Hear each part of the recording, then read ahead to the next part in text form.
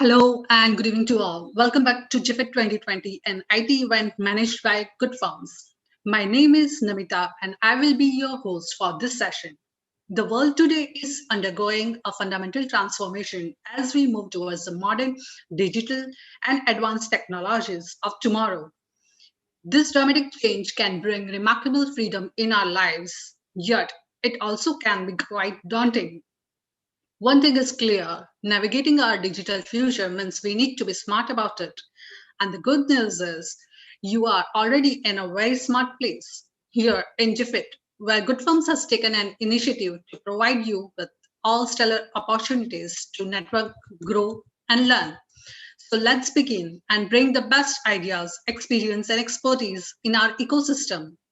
Today's speaker is Mr. Dale Richards, who is software innovator and YouTuber. In 2016, he founded Swattage, the Software Innovation Lab, a boutique software studio that's passionate about building MVP apps. He is an international keynote speaker on software innovation, entrepreneurship, project management, and organizational maturity. Dell will share his perspective on validating SaaS features through user research. Feel free to drop a question in the Q&A section and the speaker will answer at the end of his presentation. So, Mr. Dal Richards, let's kick off the session. Hello, thank you very much, Namita. It's a privilege to be here. I'm very excited to share some things with you all today. I'm just kind of making sure everything's working here on my end. Can everyone see my screen?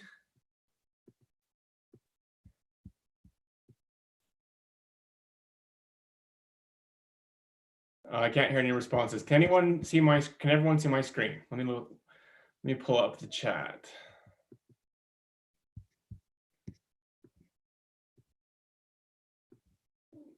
Namita, can you hear me? Yes, okay, great. All right, well then, I guess we'll go ahead and get started. Validating SaaS features through user feedback. Hello, my name is Dale Richards, as Namita said. I'm the founder of a company called Swattage, the Software Innovation Lab. I'll tell you a little bit more about us. We are a boutique software studio for the entrepreneur entering SaaS from the business side. And we also do staff augmentation for larger SaaS companies that need additional developer resources. We started in 2016 as a project management firm. And we built out a project management app that I'll tell you a little bit about today. We built out this app in 2018, and others saw that we could build apps, and they wanted our help. And I'll share some examples of that as well. Since that time, we've pivoted away from enterprise project management consulting and have been focused on software development. So that's a little bit about who we are as a company. A question that I have for you, I want to get to know the audience a little bit better. So one question that I have is, what are you all hoping to get out of this session? So I want you to be thinking about your answer to that question. We're going to answer that question after the poll. But first, to kind of get a general feel for who is here, let's go ahead and move on to our poll. You can join this poll at slido.com. The address is over here on the left, so slido.com. And then when you open up that page, it's going to ask you for a session number, and the number is 1064. So I'll go ahead and do that now. The question I have for you is, which of the following best describes you? Are you a product manager or some kind of a product owner? Are you a UX designer? Are you involved with like kind of the UX, the interface? Are you a software engineer? Are you more of an SRE, continuous integration, continuous delivery, DevOps kind of a person? Are you an executive in an established company? Maybe you're a softwarepreneur, like you are the person that's trying to create your own SaaS business, your own app or product, or maybe you don't fit into any of those categories, so you can go ahead and select other. Let's go ahead and take a quick minute, either on your phone or in another browser on your another tab on your browser. Go ahead and put which of these best represents you. Who are you according to these categories? And I'll give you just a moment to answer that question. So far, looks like we've got one response. I'm sure the other responses are going to be coming in here pretty soon. All right, we have an other. Awesome. I want to hear about all the other people and who they are. So.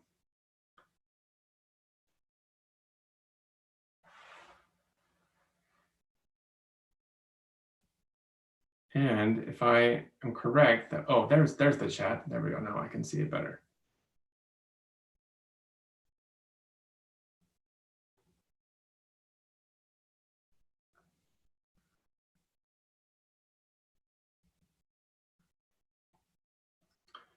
We need some music for this question, like do do do do do do do.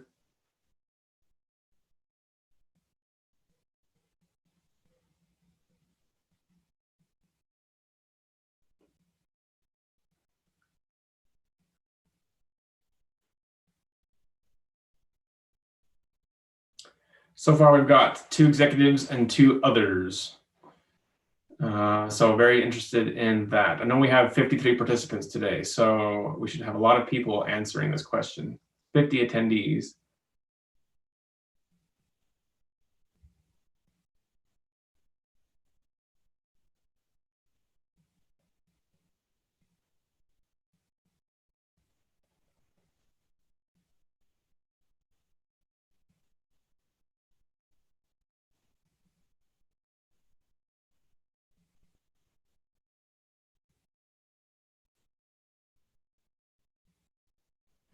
We have our first UX designer in the mix. Yay.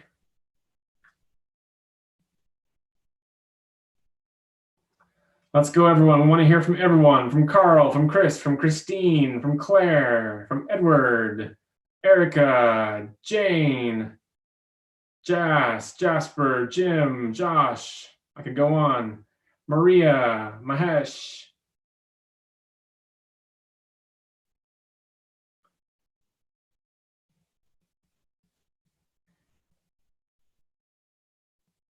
We've got 50 attendees and 5 people who have responded so far. So let's give everyone another minute or 2 to respond to the question. All right, that's starting to look better. Sam, Samantha, Sharon, Sophia, Sosan. That's a cool name. Vinay, Vincent. Oh, we got our first softwarepreneur. Excellent.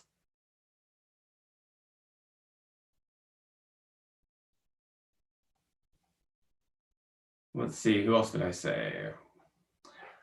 Rohani, Ron, Rick, Ria, Ravi, Philip, Paul, Paula, Mirza, Michelle, Mason. All right, I'm getting some more answers here. That's good.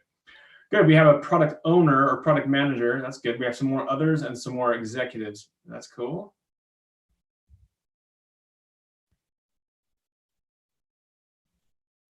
Oh, another one, another product manager or product owner.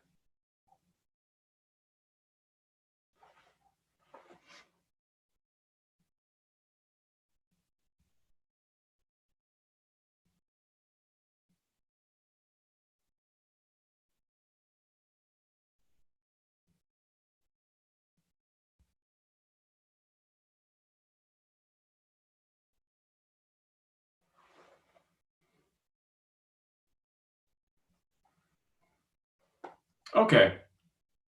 Well, if there are some other answers that are struggling in, we'll see what comes in. But it looks like we have actually a pretty good mix. We have a handful of executives. So these are people that are leading existing companies. We have a handful of other people who are not in any of the roles that are up on the screen. If that's you, go ahead and type into the chat, what is your current role? If you answered other, what are you currently doing for work? What's your current role or capacity in your current organization? Go ahead and type those into the chat so we can kind of get a feel for what other roles we have represented here in the group.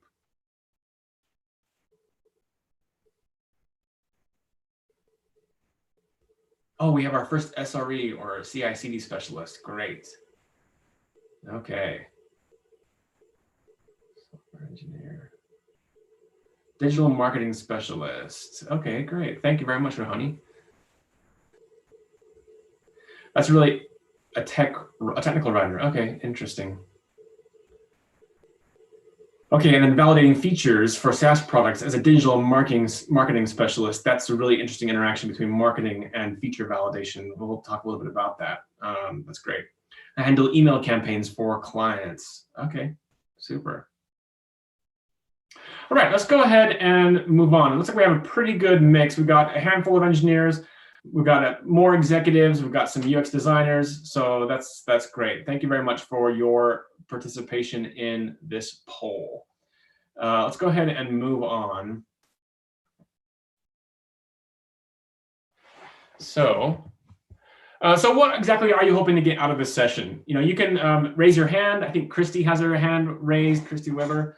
You can raise your hand, and then you can unmute your microphone as I call on you, or you can just type what you're hoping to get out of this session in the chat. Let's go ahead and Christy, I'm not sure if you are raising your hand to answer this question, but I'm going to go ahead and start with James Green, and then if you still want to answer the question, then we'll come back to you as well. James, can we unmute James? Namita, hopefully we can unmute James so we can hear from him, and then we'll go from James to Abhishek and then to Christy.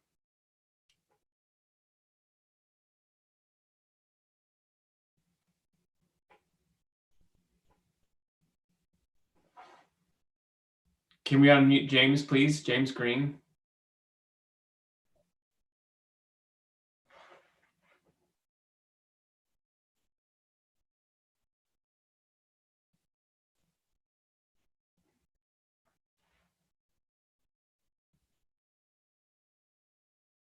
All right. We're not actually providing audio rights to attendees, so we can use chat instead. James, why don't you go ahead and type into the chat, what is it that you're hoping to get out of this session? And then we'll go from James to Abhishek and then Christy. So.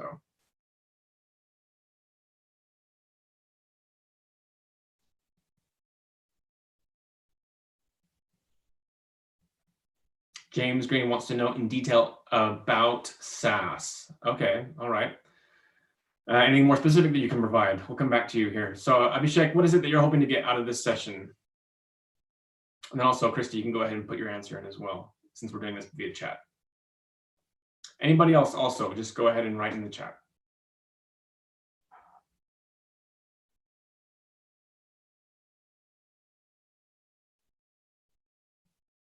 Okay, so we're looking for some SaaS product strategy. Okay, that's an interesting answer, Jess. So we'll talk a little bit about how to confirm that you're on the right path or that you selected the right strategy. We'll talk about that definitely. Anybody, any other answers?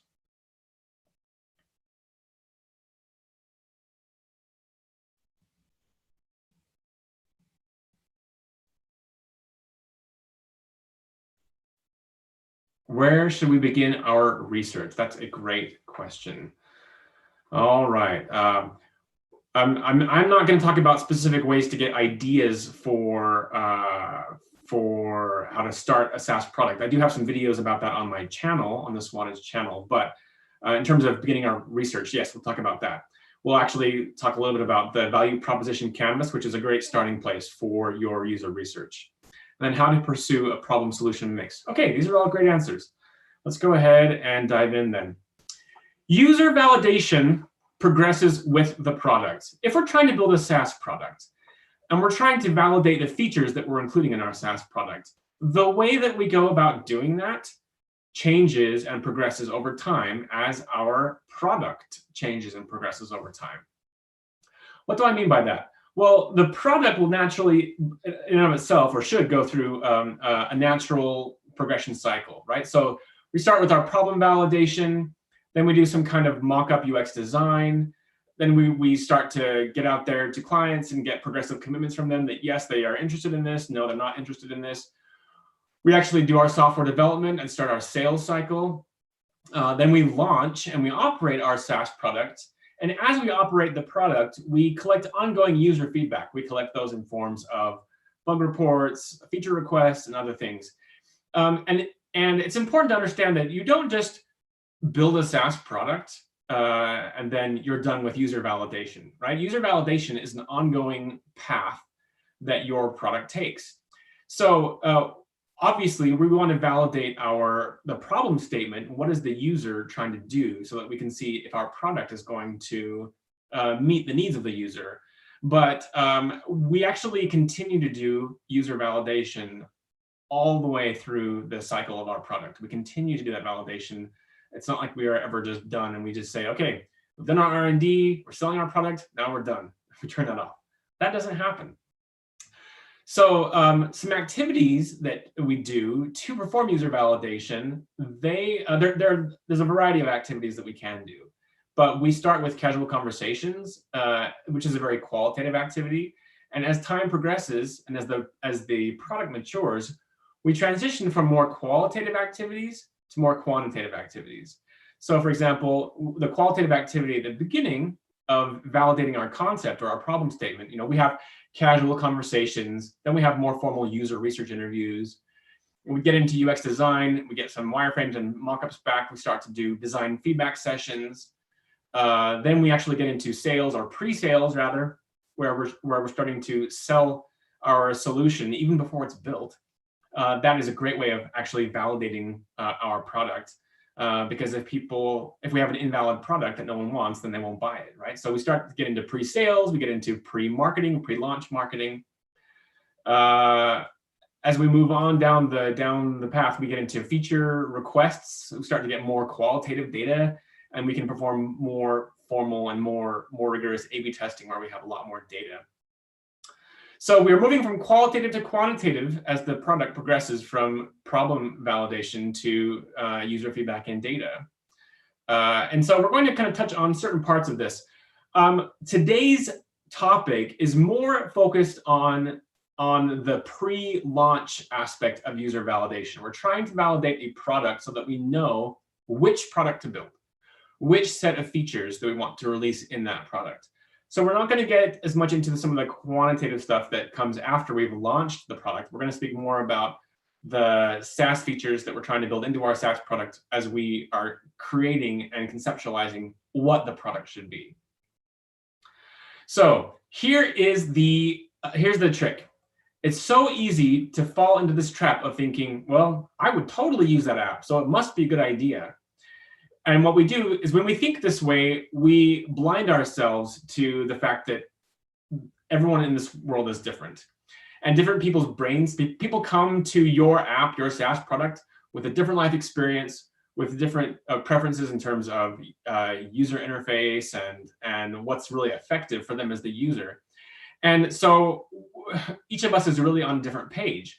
And when different people on a different page come to the same SaaS product and try to interact with it, they're going to have vastly different opinions about your product, how easy it is to use, how valuable it is for them.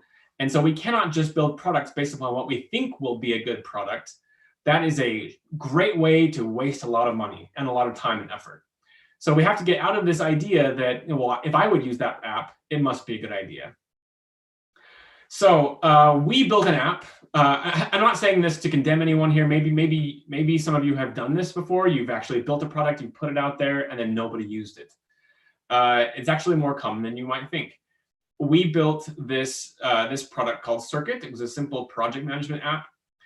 And we based those features on what we thought the user wanted. So I was working in an enterprise project management office, and I was participating in this company's portfolio management process, if you're familiar with project management in those terms, project portfolio management. And so we took what I thought was a set of features that would be valuable to the user and built that set of features into this app. And as we pushed it out and we engaged the customers, the users, in the conversations about this app, it became really clear that the set of features that we had in this app were not what we call minimally viable, right? You probably heard this term MVP, the minimally viable product. Well, when you invest in features and you push them out and you realize they're not minimally viable, you have a couple of options. You can continue to spend more money if you have it, or you can kind of retrace your steps, kind of back off and regroup and think about what else to do in the future. So as we put this product out there, we realized we have a set of features that are not minimally viable. It's not a whole enough product a valuable enough product to entice users to buy or pay to use this product. And so you could consider that's a failure. Is failure a bad thing? Well, it kind of depends. How much money do you have to fail? You know, if you're spending, if you have your whole budget, let's say you have $50,000 to put into a product, and I'm quoting this from a book that I'm going to get into here later called The Mom Test by Rob Fitzpatrick. But if you've got $50,000 and you spend all $50,000 on a product that fails, that's bad. But if you've got $50,000 and you spend $5,000 and you can then learn that this product that that you're putting out there is really a failure, you still have $45,000 that you can spend to validate other product concepts and to pivot and to make changes. So as we pushed this project management app out there, we got feedback from different survey respondents. And this one gentleman wrote this. He wrote, maybe you could be more customer focused and interview potential users about their typical pain points and limitations with their existing systems. Then create a product out of that. Like, he saw that we were so far off that he offered us this advice. Like, hey, maybe you should just ask your users what their pain points are and build a product off of that. Great advice. It's painful to hear when you're starting out in software innovation, when you're starting out creating apps, but it's an important lesson to learn. And so I want to share that lesson with you all so that you can learn it without having spent the money and the time that I spent on this product. So I want to recommend some books for your personal innovation leadership library. So obviously there's The Lean Startup by Eric Ries. This is a classic. If you have not read this book, you absolutely should. Anyone who is trying to innovate, to become an entrepreneur, or to bring new SaaS products to market should read The Lean Startup by Eric Ries. It's kind of regarded as the canon for entrepreneurship. And one thing that Eric Ries says in this book is, what if we found ourselves building something that nobody wanted? In that case, what did it matter if we did it on time and on budget? Sometimes we get so excited about being able to deliver software that we forget that if we deliver the wrong software, it's a wash. It's a total waste. It's not helping anybody. We've actually destroyed value rather than created. So another book for your library is The Mom Test by Rob Fitzpatrick. Again, pure gold. Everyone should read this book. Rob says, every time you talk to someone, you should be asking at least one question which has the potential to destroy your currently imagined business. The book, The Mom Test, is great. The premise is that people are going to lie to you when you ask them for feedback. You go seeking validation of your SaaS product or your features, and you ask them questions like, well, do you like this? Would you buy this? Or do you think this is a good idea? And people are going to lie to you because they don't want to hurt your feelings, basically. So what we want to do is we want to ask questions that enable us to get real feedback, helpful, concrete feedback that is useful to us as a product innovator, rather than just having people tell us, something nice to warm our hearts and then move on and not buy. So the rule of thumb that Rob shares in his book is you should be terrified of at least one of the questions you've asked in every conversation. So as you're asking people about this product that you're going to build, you need to be asking questions that are scary to you. Now, what are those questions? They don't all have to be, the questions in and of themselves are not terribly scary questions. I can't give you like a specific scary question to ask. But the good questions that will truly reveal the reality of our users and what they see as valuable, these are questions that ask about reality. So we can ask questions like, so what do you do now to solve this problem? You can ask questions like, well, how mild or severe is the problem? And what else have you tried? How much have you spent on solving this problem already? So these are questions about what the user does, what the user has done, and they're grounded in truth and in reality. Bad questions are questions that are more hypothetical, where we're really seeking for validation, kind of personal validation. And as soon as you ask for validation, you have negated the value of that entire conversation. When you come and you say things like, well, would you buy this? Do you like this? Do you think this is a good idea? Some people, to their credit or discredit perhaps, will tell you straight up, this is a terrible idea. This is going to fail. On the other hand, they could say, oh yes, I love that, because they want to be nice to you, right? They want to be polite to you. And so therefore they're going to give you kind of the nice, warm, fuzzy answer. The thing is, whether they answer negatively or positively still really isn't a representation of what they actually do and whether they will actually buy. I mean, if they tell you straight up that they're not going to buy, then yeah, they're not going to buy. But that doesn't mean that other people will buy. You see the catch-22 here? If you have some kind of pessimist interviewee that says your product stinks, I would never buy that, you could say, oh no, my life is over. This person says they wouldn't buy that product. But that doesn't mean that somebody else wouldn't buy it. And also, if someone else says, oh, I love your product, it's a great idea, that doesn't mean that they actually are going to buy it. You will not know that someone will buy your product until you actually ask them to buy it. Then they will say yes or no. They will put down their money, or they will walk away. So what kind of questions? Questions that ask about reality, that ask what does the person do now? What has the person done in the past? What else have they tried? How mild or severe is the problem? And how much have they spent solving the problem already? So I'm going to give you some examples here of some user research that I've done recently. I want you to pay attention to, for example, this interview with this woman named Chandra Christiansen. So the conversation here is about an app for trade school students, faculty, and then employers. So in the US, we have this kind of trade school concept or program, like usually it's run by the state. So here where I live in the state of Utah, there's a technical college program where you can go to a technical school and learn a trade. And the app that we are exploring right now looks at, well, what are the features that the students in these trade schools need in order to get good jobs? What are the features that the trade schools themselves need in order to more efficiently administer these programs? And then also, what are the features that the employers need in order to find the right graduates coming out of trade school so they can employ them in their businesses? So so Chandra Christiansen is an instructor in a dental assistant program at one of these trade schools. And so as I was asking her questions, I mean, we probably spent about an hour or so together. And there were a lot of questions about, well, tell me about what's going on and what do you do? And tell me about the program, how is it administered? And so she spent the first 40 minutes or so outlining exactly how this dental assistant program is administered. But I wasn't really getting to any pain points. I wasn't really like uncovering an unmet need until I asked her about the current tools that she's using and the current documents that she has to manage and gather on each student. And so this is what happened in that interview. Watch this.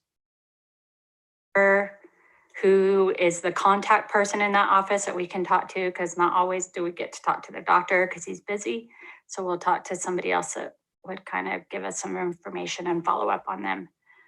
So this is their externship kind of initiation document where they're... Yeah, we call it the site information. Site information sheet. So what happens to that site information once it's recorded? So I file it in their charts.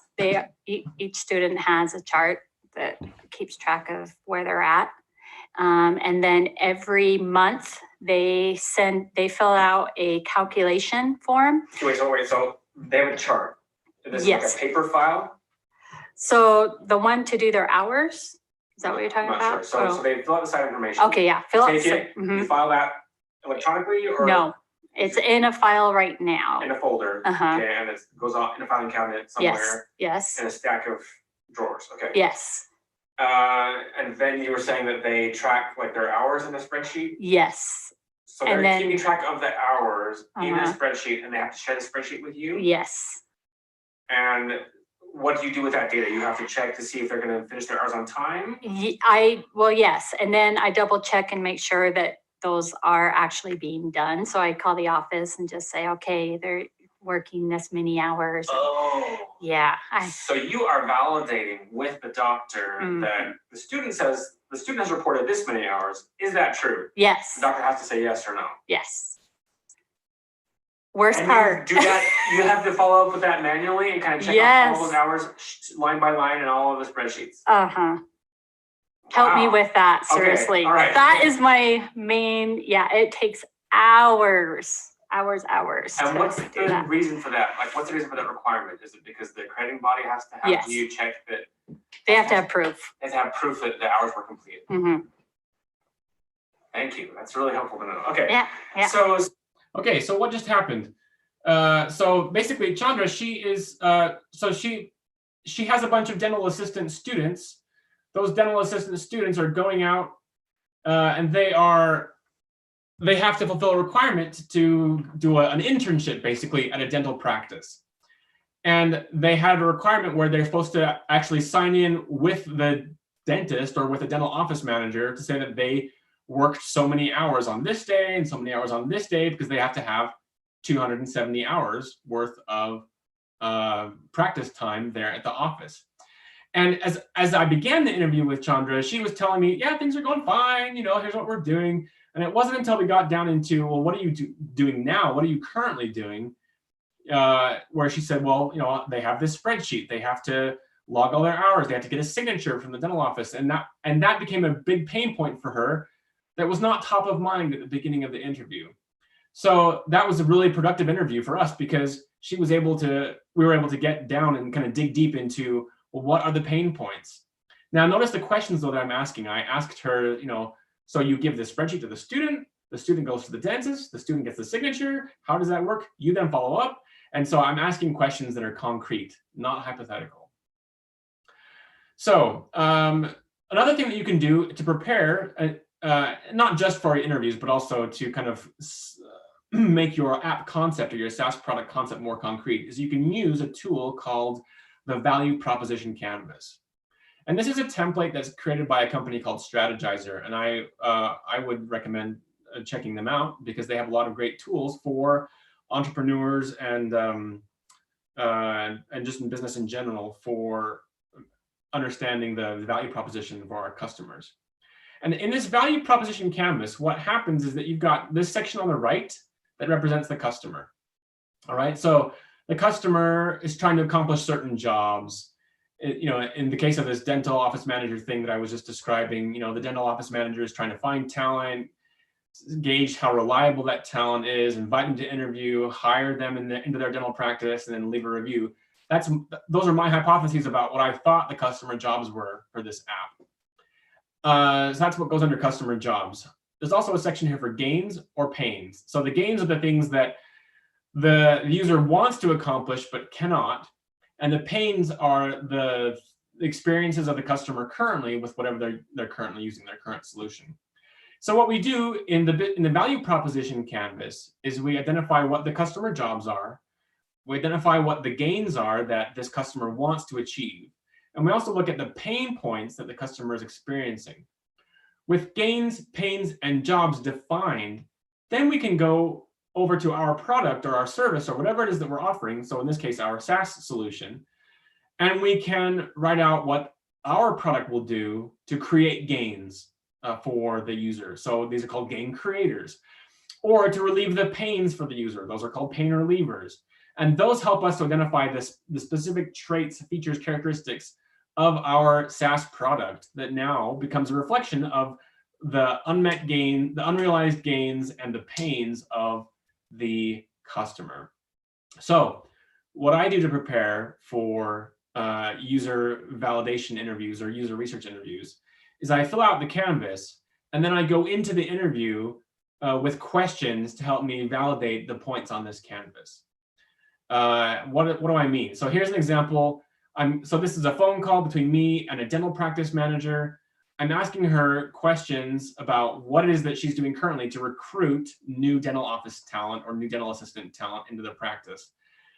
So here, again, what we're looking for is how are we confirming or rejecting the hypotheses that we've made on our canvas? We want to compare what we think the customer jobs are to what the customer says that their jobs actually are. Let's go ahead and watch this a little bit. Again, I'm not going to show you the whole video. I'm going to drop you kind of in the middle to show how we are confirming or rejecting our hypotheses. An in-office interview, our first one. And we also give them a personality test at that point.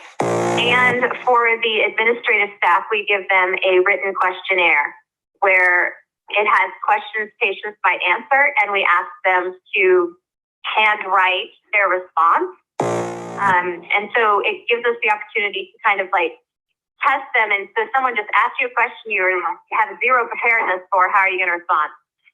So it allows us to see that. It also allows us to see their grammar, because again, that's super, super huge for us. We want to make sure that any correspondence that they send from our office is going to be top notch. After that point, if we really like them, we invite them to come into the office to shadow for the day. So if it's an administrator position, then we have them shadow at the front desk. Usually it's just for half a day. We'll usually have one person in the morning and one in the afternoon. And we'll have them shadow, and they get to see how the staff interacts. They get to ask any questions to our staff and see what the position really is. And then for clinical staff, we invite people to participate as much or as little as they would like. So if we are treating a patient and they're... So you kind of get the general idea. We're basically saying this is what we think the user's trying to do, and then we call the potential user, and we find out that there's several other points that we didn't know the user is also trying to do. So we add those to the canvas, and we take off the ones that really are not accurate. And you can see, I'm not going to show the video per se, but in the course of doing this interview, we were able to rewrite the customer jobs on the canvas based upon what this customer was actually trying to accomplish. So that's one really easy way of just confirming what you have on your value proposition canvas. You fill out the canvas, you make your hypotheses, your guesses about what the user's jobs are, their gains or their pains, and then you talk to them, and then you can identify where you're right and where you're wrong. Then you adjust the canvas and go from there. Then you move on to the next person and do the same thing until you start to get all yeses. Yeah, that's what we do. Yes, that's what we do, etc. All right, so we can confirm the jobs, but we can also confirm or reject the pains and the gains. So what I'd like to do is I like to see if statements about pains or gains strike a nerve with my interviewee. And one way that I do that is I like to ask questions about, well, how painful is it? Or how valuable is it? So you'll see how I do this in this interview here. I ask this administrator, tell me if this is true, yes or no. And then I ask them yes or no questions about if it's valuable or painful. Let me ask you some rapid fire yes or no questions. Tell me if you agree with these or disagree. Recruiting employers is time consuming. Yes or no? At the first, it's time consuming. And in popular fields, they will come to us. Okay. If they're in a high demand field, they will usually come to us either looking for employers or employees, and then we'll ask them to serve on our advisory if we can. Or they'll come to us and offer to be an advisory member because they want to be able to have a contact with the students. Okay, next one. Getting feedback from employers is time consuming. Yes, no? Not so much, because when we send out, we just send out to the place, we send out an email to the places that we have listed. Sometimes it might take a little while for program assistants to go through and get an email for the business. Because we send everything out electronically, but yeah, that is not terrible. Okay. The hardest part is getting the information from the student to know where they're employed. So you already kind of spoke to this one, but all right, we'll stop right there. Great. So again, hey, what I did is I said, hey, here's a pain on the canvas, and I made a yes or no statement about it. Recruiting employers is time consuming, yes or no. And you notice how she just said, no, not really, which totally surprised me. I thought she was going to say, yes, that's a total pain. It's so hard to get all of these employers recruited to hire our students. And a no answer, a negative response is just as valuable as a positive response, if not more so. When you're able to identify what is not valuable to your users, then you can know where to not spend your money. It is such a helpful thing to discover that a pain is not really a pain, or a gain is not really a gain, because then it steers you in the right direction, so you're closer and closer to what the true pains and gains for the customer is, or what they are. All right, so back to our user validation and how it progresses with the product as the product matures. So we've done some casual conversations. We've done some user research interviews that are more formal. We start to get into other things like design feedback sessions. We get into pre-sales meetings where we actually can put the mock-ups in front of people and say, this is our product. And in fact, someone did that to me recently. I was minding my business one day and I got this email from this gentleman named, let me go ahead and move sorry, I have some windows I need to move around here. This gentleman named Stan sends me this email one morning, and I open up my email and I read this book. I read this message from this gentleman, and he says, "Hi Dale, loved your portfolio, so that I'd reach out. Can we book sales calls for you with your dream clients and get a cut if it works out? I run a platform that connects agencies with commission-only top sales reps, and we generated $150,000 in 2020. Does that sound interesting, Stan?" And at first I thought, okay, I get a million of these like every month. I have lots of different people reaching out to me. They want to sell me sales services. And frankly, it gets kind of tiring after a while. But this gentleman, he basically cut to the chase. He didn't try to be overly pitchy, but he said, "Hey, can we book these calls for you? We've done it already. Is that of interest?" And actually, I took the call. So we get on the phone together or on the video call, and he is talking me through this platform that he's created, and I'm intrigued and I'm following along, and he says, "Well, here's how much it costs." And I said, "Well, that's not really what I want to do. I'm not really willing to pay that." And I kind of get this feel as he is selling me this solution that he's still kind of iterating on his own pricing. Like he's still testing the waters. He's still validating what customers will and won't pay. So he's a little further along down the validation path than we've been so far. But I say, well, here's how much I would pay. This is how valuable this would be to me. I would want to pay this much, and I want to pay it in a monthly plan rather than your upfront thing that you want to do. And he says, "You would be willing to do that?" And I said, "Yes, I'd be willing to pay for that right now." And he says, "Okay. Well, I don't actually have this platform yet. It's not going to be ready until like another 2 weeks." And I thought about that, and I kind of have mixed feelings. I don't want to just say that this is absolutely the right thing to do, but I was really kind of intrigued. I was really intrigued by how this gentleman pre-sold his solution to me. He validated his SaaS solution not by conducting an interview with me, but by actually having a sales call and seeing if I would actually buy. And that is actually a very valuable piece of input is, will you buy this right now? And there's nothing wrong with asking people, will you buy this right now? If you actually are not ready to deliver or fulfill, then you can say, great, we're actually doing this kind of pre-sales campaign right now.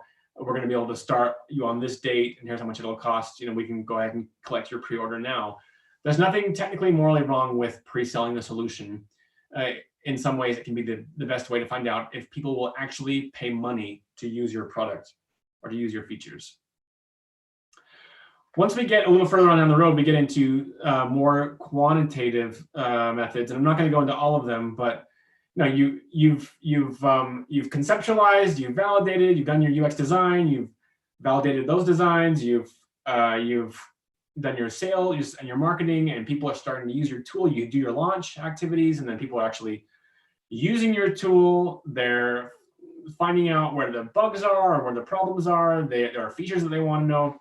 If you can create some way to collect feature requests from them, then you can go through those requests and you can classify them, kind of categorize them into groups. So, for example, if you've been getting lots of feature requests and you have requests for a feature, we'll call it this first feature, hours worked timer. Well, we've got 70 plus requests for this kind of feature. That's not as much as the 30 plus requests we've gotten for this edit time entry feature, and then other requests we've gotten for a fingerprint entry approval feature. So as we look at how many people are requesting certain features, we can measure the popularity of each feature. Then what we can do is we can prioritize the features that have the greatest vote, if you will, the greatest popularity among our user base. Now, I do want to offer one word of caution for this. You do have to be careful with your product strategy it's not like you want to just manage your roadmap by popular vote by your users, because sometimes your users may want things that are outside of what your specific niche is. Your users are your market, yes, but your users are not business strategists. Let me give you an example. So I worked for a company, a language learning software company. And at one point in the history of this company, we were hailed as the gold standard in language learning by the Wall Street Journal. And so, or maybe it was the New York Times, I don't remember. But basically by the press, they said like, this company is the gold standard in language learning. And we had very specific principles that we used to teach foreign language using the software. Well, some things changed in that company, and so we had some new leadership, and the new leadership started to say, hey, we're going to do whatever the market says. Well, the market was saying, some of the feature requests that had come in said things like, I wish I could see a translation of all of these phrases that I'm learning so I could see what they mean in my native language. And here's where the problem comes in. If your users don't know what your secret sauce is that makes you so successful, you can't then just blindly do whatever your users ask you to do, because they might actually request features that will ruin your competitive advantage. So in our case, the competitive advantage was that we immersed people into the foreign language that they were learning by never revealing what the content meant in their native language. They had to figure it out. That was part of the cognitive exercise they had to go through in order to learn the foreign language. And so when we had new leadership that didn't understand that, and they wanted to do whatever the market said, they wanted to implement whichever features the users were asking for, then we diluted, in effect, the efficacy of that product. Now, that's my opinion, obviously, and so I don't mean that in a disparaging way, but for me, from a business strategy standpoint, it became evident that there are times when you look at feature requests and you implement the feature requests that are going to be the most valuable. But there are also times when you have to say, yes, even though people are asking for that feature, it's not actually going to create value for us as a company, or even value for that user. They think it's what's valuable, but it really isn't going to be valuable. So just a word of caution, you have to be mindful of your competitive advantage and whether or not those feature requests will actually contribute to your competitive advantage or detract from it. All right.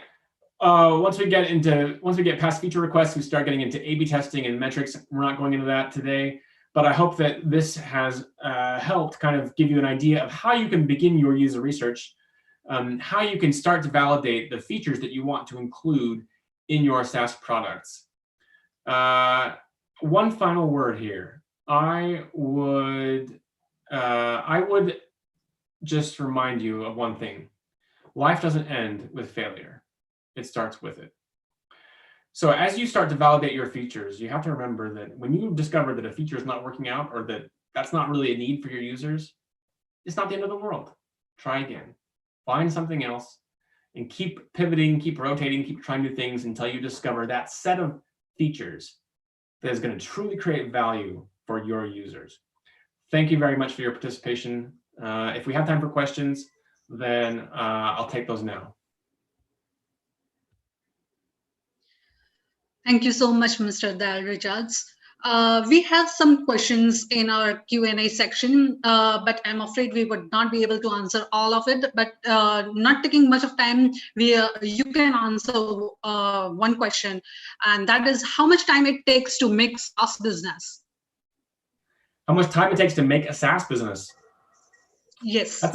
That is a really good question. So it's kind of like saying, how much time does it take to win the lottery? You know, I mean, I think that if you truly are going to do your due diligence to create a SaaS business, you need to spend at least 3 to 6 months on the concept and the validation, to hold those interviews, to ask people what they're currently doing, what their current pains, gains, and jobs are. I think that if you're going to do anything less than 3 to 6 months of that kind of validation, you're going to be missing out on some really important data. So I think you need to be careful not to go too quickly there. You need to take time to get to know your market and what they really need and want. So I would say 3 to 6 months for the validation phase of this. Once you get past that point, you know, you're getting another month or so for user stories, UX design, I would say maybe month, maybe 2 months. And then you're going to need probably about 3 more months after that to do your development, 3 or 4 months to actually build out your MVP. So if you add those up, that's 6 months plus 2 months, that's 8 plus, I mean, I think you'd be hard pressed to come up with a successful SaaS product that's really going to resonate with your market in less than a year. That's pretty fast. And that's working full time. That's really intense, you know, putting in a lot of care and consideration and time and thoughtfully getting feedback from your market. I hope that helps. Thank you so much, Mr. Dale Richards. And our audience can definitely reach out to you on LinkedIn, and also can drop their questions in the Facebook page of Good Firms in the comment sections. And we really appreciate you being here, Mr. Dale. And I personally enjoyed your session because it was really very interactive and I thoroughly enjoyed it. Thanks again for joining us today and being precious time. Thank you so much. Thank you very much. Everyone go find my channel on YouTube and subscribe to it. Thank you.